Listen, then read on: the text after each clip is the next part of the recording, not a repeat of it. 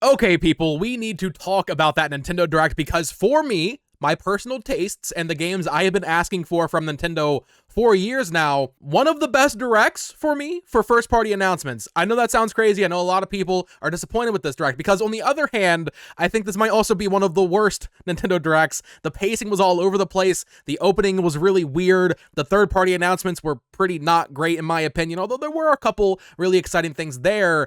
But for me, seeing Rhythm Heaven Groove and a new Tomodachi Life, if you've been following the channel for a long time, those are the two. Those are the two franchises I've been waiting for the entirety of the Nintendo Switch generation to see a revival of. So to get them both back to back, even though they're slated for 2026, which is really weird, just knowing they're coming was enough to make this direct very exciting for me. Metroid Prime 4 Beyond, also weirdly kind of just in the middle, not much fanfare there, but it looks really good, as we'll get into. This direct, I am of two minds on. On the one hand, one of the best directs ever for me in terms of weird niche Nintendo franchises coming back. On the other hand, maybe one of the worst Nintendo directs? But also, it's just an appetizer, and that's what I've been saying, man. We're getting the Switch 2 Direct in, 6 days, 5 days from now? This is just a bonus, and it is a very, very nice bonus. As always, if you are new here and you enjoy Nintendo discussion, theories, all that fun stuff, I would appreciate you subscribing. Let's get into this direct. Okay, so first up, they opened on Dragon Quest 1 and 2 HD Remake, and immediately I was like, oh, this is a bad sign for the direct. Usually directs do not open on third-party games. I can only think of a few times in the past when that happened, like the direct with Overwatch. So that was a bad sign for me from the start of like, okay, this is going to be kind of a more low-key direct. And what really surprised me is there wasn't a release date here. I mean, Dragon Quest 3 did amazing in Japan, the remake. So I'm guessing Square Enix paid up to have an opening slot for 1 and 2. The lack of a release date, that was really weird. I think there will maybe be a Dragon Quest Day presentation sometime in May. Maybe we see Dragon Quest 12 even next week at the Switch 2 Direct, and then maybe in May we get dates for both of them or something like that. But weird opener. I didn't really need to see more of this. Even though I loved Dragon Quest 3 Remake, I didn't really need to see this. I know I'm going to buy it, and we also kind of know what it looks like just because, you know, it looks like Dragon Quest 3, but still, weird opening. Excited for the game. After that, they announced a new one. This was not confirmed before. They have No Sleep for Kaname Date, AI The Somnium Files, or I The Somnium Files. Third entry in this series from, I believe it's the creators of the Zero Escape games, but also Danganronpa. Looks cool. Looks very choppy on Switch, coming out July 25th from Spike Chunsoft. These are games I want to play. I just have never made time for, but they do look really cool. I love the character designs. I like the tone of the story that is always presented in the trailers for these games. So third one of those is coming out this July. Then we have a pretty big remaster from Atlas. This was rumored last year. I was talking about it back then, I think around TGS. We have Raito Remastered, The Mystery of the Soulless Army from Atlas, coming out on June 19th. So we have a June game here. Seems to be a pretty extensive remake. They're adding full voice acting. They're adding more than, I think, 50 new demons to the game, new difficulty options. Looks really cool. I wasn't really that familiar with what this game even was, but seeing it in action here, this is definitely one I have my eye on. I will be checking this out in the summer, assuming I can make time for it. Atlas has just been killing it recently, man. Last year with Persona 3 Reload and SMT 5 Vengeance and Metaphor, going into this year with Raito, and I would predict one or two more things will be announced this year. They're having a good time over there. Shadow Labyrinth finally got a release date. This is that weird Pac-Man Metroidvania based on that secret level Amazon episode, coming out July 18th. Looks cool. I don't know if I'll play it.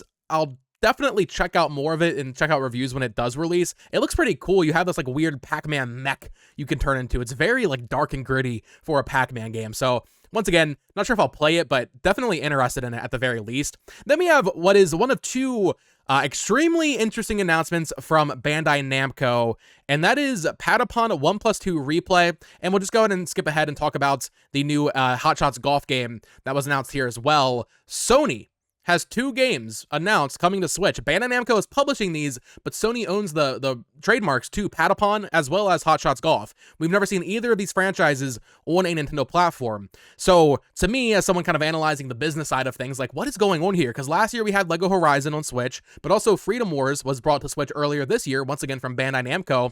These are Sony IP. These are Sony PlayStation franchises coming to Switch. What does this mean for the future? I've never played Patapon. I've always thought it looked really cute. It's like a tower defense rhythm game. I will definitely check this out. It's coming out July 11th on Switch. Just a really surprising thing to see more of these, like, I guess, Japan studio or more niche, forgotten PlayStation IP getting remakes and new entries, but also just coming to Switch as well as Steam. And then, yeah, Everybody's Golf Hot Shots was announced. That's the title. Kind of weird because it's like mixing up both of the Japanese and the English title here. That's coming out later this year. No dates. Bandai Namco also publishing that. I've never played a Hot Shots golf game. I don't know if I'm that interested in it, but still just really, really cool to see more Sony stuff coming to Switch. And I wonder what this means for the future of like, okay, well, if we're getting Patapon, you could expect maybe Loco Roco or Parappa the Rapper, maybe even Gravity Rush. That would be really cool. More of those niche Sony IP I would love to see more of on Switch and Switch 2. Marvelous announced a new Story of Seasons game, Story of Seasons Grand Bazaar. I've kind of checked out on all these farming cozy games. However, as someone who did grow up playing the original Harvest Moon games, which is what Story of Seasons is now, this does look really high quality. It looks so much better than the port of the 3DS Harvest Moons that are coming over, I think, later this year. It looks pretty good, just not for me, but still a new one coming out August 27th. Pretty neat for fans of Story of Seasons. And then randomly in the middle of the Direct, we had our Metroid Prime 4 Beyond kind of deep dive. And this game looks really cool. I love the environments.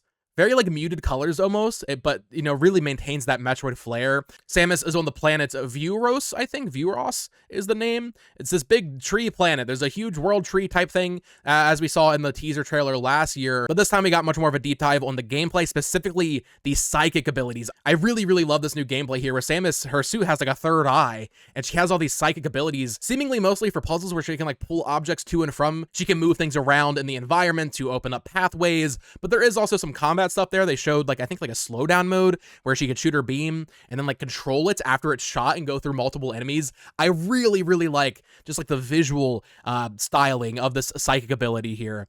The big thing for me, and I think this will be a big talking point over the next 5 days until we get to the Switch 2 Direct, maybe it's Copium. We'll see what happens. The fact that we didn't get a release date here would still indicate to me that this is going to be a Switch 2 game. And that's kind of the theme with a lot of the games in this Nintendo Direct. We barely saw dates for anything coming out in May or June. There were a couple things.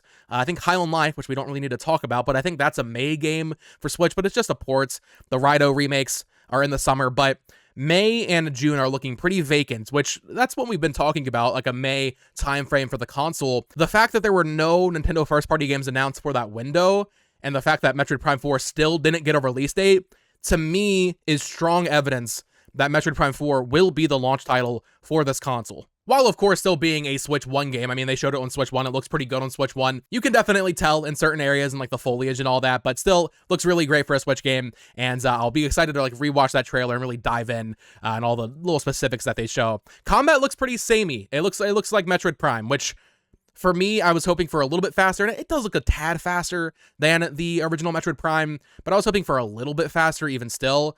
But it does look like classic Metroid Prime, which for a lot of people is going to be great. I know a lot of people were happy to see it is just Metroid Prime. So Metroid Prime fans, I think, are very, very happy with this trailer. At this point, we're just kind of hoping now that there's something next week also, including a release date. I don't think I need to cover everything here, like this Disney Cafe game or Witchbrook. Not for me. Looks cool. Eternal Life of Goldman out this holiday. Gradius Origins, including Salamander 3, coming out August 7th. Gradius, of course, is a classic series of shmups from the arcade and NES days. What's cool about this collection is that it includes just a new game, Salamander 3, but it's in the style of the other classic Gradius games and all that, which is pretty neat. Not really for me, but still kind of a cool one. Rift of the Necrodancer finally coming to Switch today, which is a perfect little appetizer before Rhythm Heaven Groove next year, because this is a rhythm game by the creators of Crypt of the Necrodancer, but it has way more Rhythm Heaven minigame-esque elements to it. So that's out now. I'm definitely going to be checking out that. June 27th, Bandai Namco is releasing Tamagotchi Plaza. The Nintendo Direct announcer said Tamagotchi. That's definitely not how you pronounce that, right? Am I crazy? Tamagotchi? It's Tamagotchi. It's always been Tamagotchi. It's always been Tamagotchi. We're not doing this Tamagotchi business. Then we got something I wasn't really expecting, and that is another deep dive on Pokemon Legends ZA. To me, really showing that Nintendo didn't have much to show for Switch 1 right now, because we didn't really need to see this game again. But they showed the ZA Royale, which is what they teased at the end of the Pokemon Presents last month, that nighttime mode thing. So basically, at night, all of the zones turn into battle zones, and you have your ranking in Lumio City, and you go from rank Z up to A, is my understanding. Looks pretty cool. I like the nighttime stuff. I like that you can sneak up on trainers and attack them, so they're unaware, and you get a little early attack bonus, that kind of stuff. Looks neat. Still no release date, but looks good. I'm excited for more Pokemon. It's been a while. And then we got the first of 2 megatons in this direct for me personally. Rhythm Heaven Groove, out 2026. It has, I believe it's Sunku doing the vocals and stuff and like the music. So this is the guy who did the original games. He had some health problems. I believe he actually also retired at a certain point. Rhythm Heaven was a series that I genuinely was worried was dead. I thought, you know, these games never sold that well. They weren't that popular. They served a very specific niche. I really thought that the series was not going to make a comeback anytime soon. I always hope for it. I'm always hoping for a Rhythm Heaven game to pop up. So to actually see one, I mean, you can watch my reaction. It's up on the channel. I lost my mind.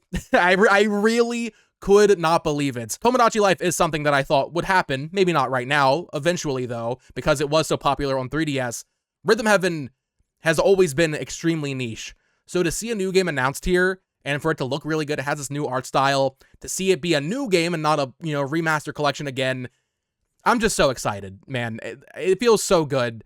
And it really just makes me appreciate how Nintendo fans have been treated during the Nintendo Switch era, where basically every franchise has something. Even if, like, Donkey Kong, it only has remasters, or, you know, F-Zero has F-Zero 99, which isn't really a new game. Basically every Nintendo IP has something. There's a couple. You look at Punch-Out, you know, there's a few. Star Fox. But to see Rhythm Heaven come back right now just feels so good. I'm so happy about this. It is coming in 2026, though. And this is what I was saying, I think, on the stream last night, maybe in yesterday's video. There wasn't a time frame announced for this direct, and I was like, okay, I think Nintendo's going to come out today and announce some games for 2026 to just pledge support, you know, to really show people, like, hey, we are going to be supporting the Switch 1 into the future, even after the Switch 2 is released. It's the same thing they did with 3DS, and they're doing the same thing here. There's no reason for them to have announced Rhythm Heaven right now. They could have announced this game a week before release next year, but they wanted to announce it now to really kind of just show that, hey, we are supporting the Switch 1, even in a post-Switch 2 world. I was already getting comments being like, dude, you were wrong, the Switch 1's dead. They're done supporting it.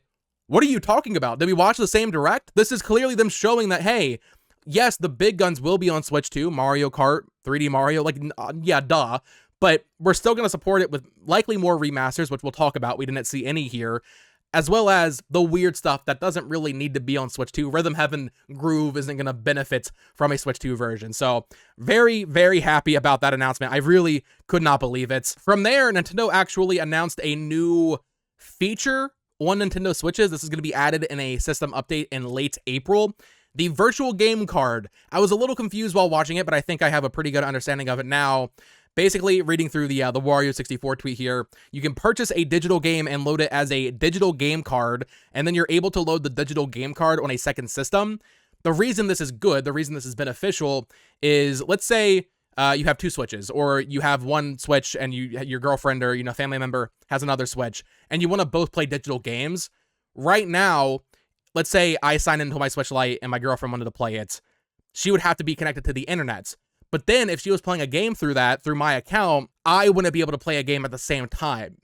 This is going to allow people to basically game share without having that restriction, which is actually really cool. It's really good. Feels weird to include it in a Nintendo Direct, definitely, but it is a good thing overall.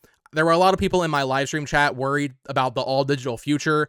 I wouldn't worry too much just yet. A lot of Switch sales are still physical based. This is a good thing, though. This is a good ease of use thing for people that want to game share with their family, with their friends, which is nothing but a positive, really.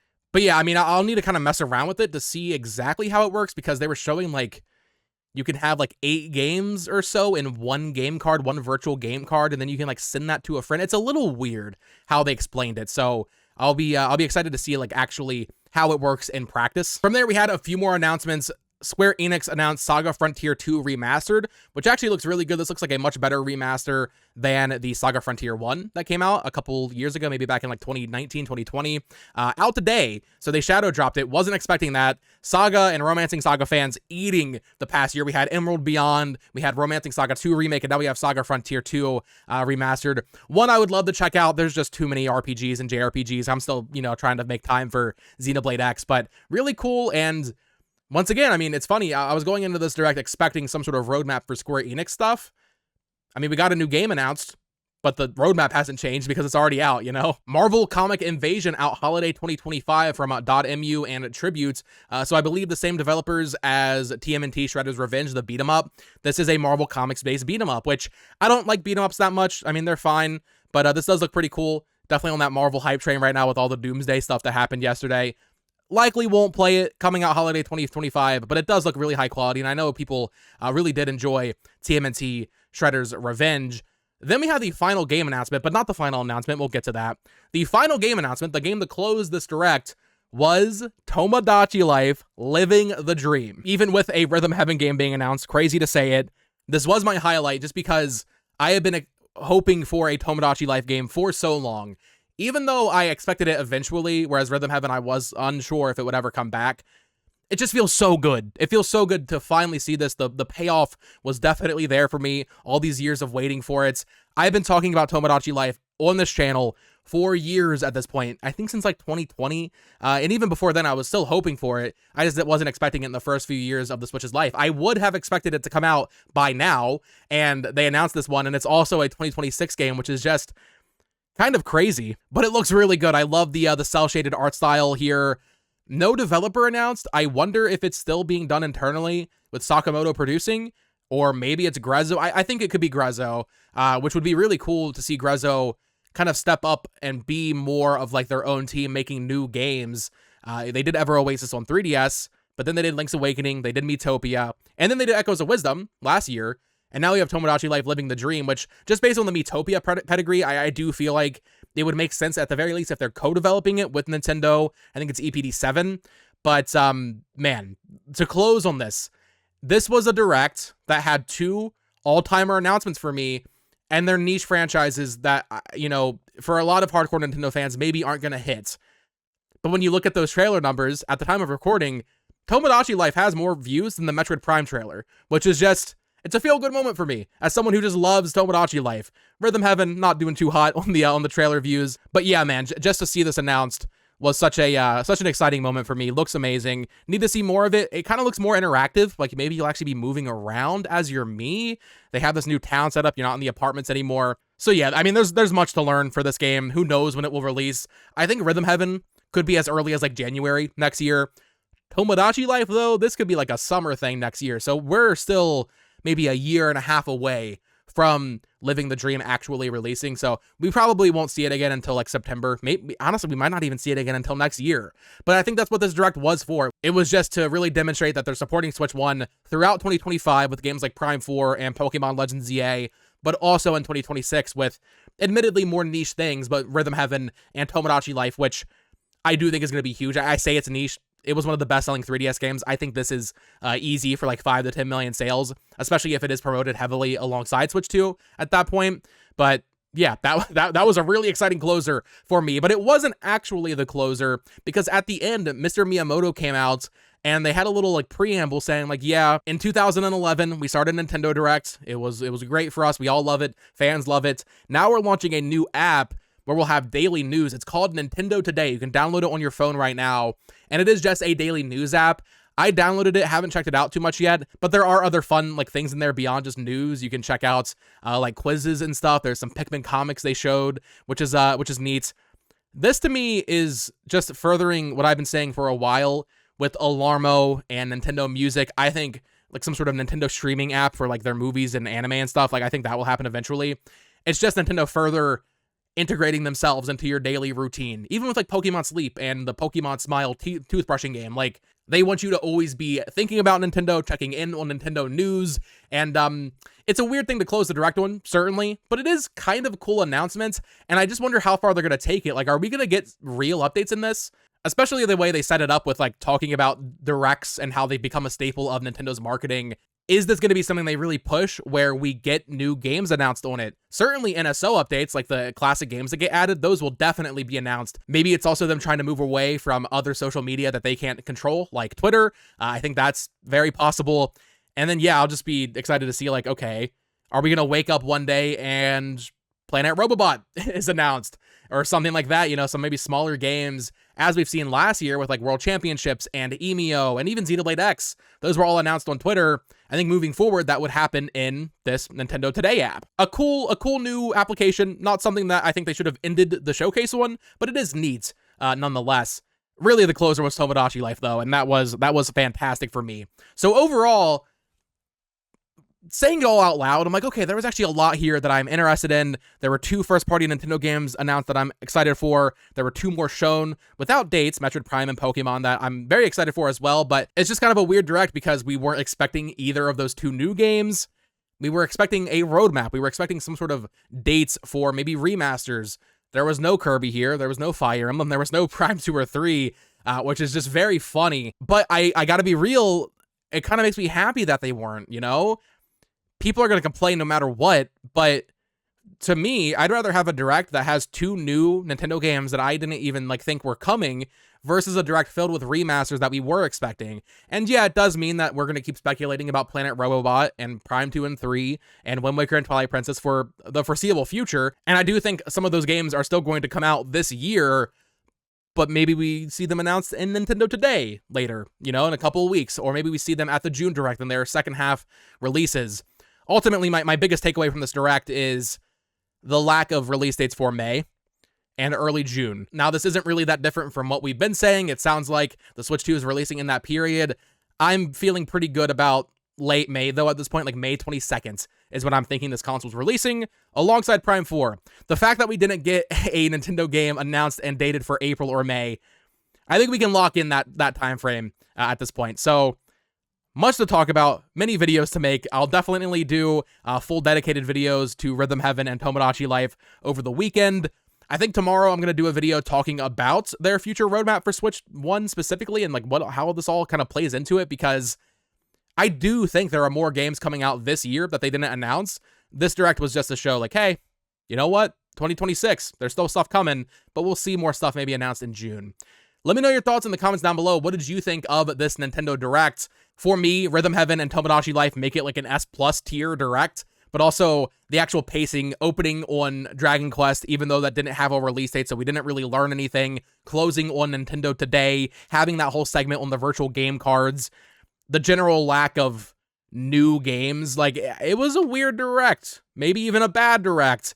But then you have Rhythm Heaven and Tomodachi Life that prop it up so much. They're doing some heavy lifting. But also all these Sony announcements. Patapon is coming over from PSP, and we're getting a new Hot Shots golf game that is a Sony IP being announced in a Nintendo Direct. Very interesting, very weird stuff in this showcase. So let me know your thoughts in the comments down below. Of course, subscribe here for more Nintendo content, discussions, all that fun stuff. And hey, if you didn't like this showcase, guess what? There's another one coming next week, so you don't have long to wait for hopefully the megatons. This was for the niche hardcore Nintendo games. Next week we'll see Mario Kart and 3D Mario and whatever else they decide to announce. So let me know your thoughts. Subscribe here. Follow me on Twitter at BoTalksGames. Check out the other channel at It's Amiibo. That is linked down below, and you can click on one of these 2 videos to listen to me ramble about more Nintendo stuff. Or actually, I'll put the reactions to Tomodachi Life and Rhythm Heaven here. Until next time, folks.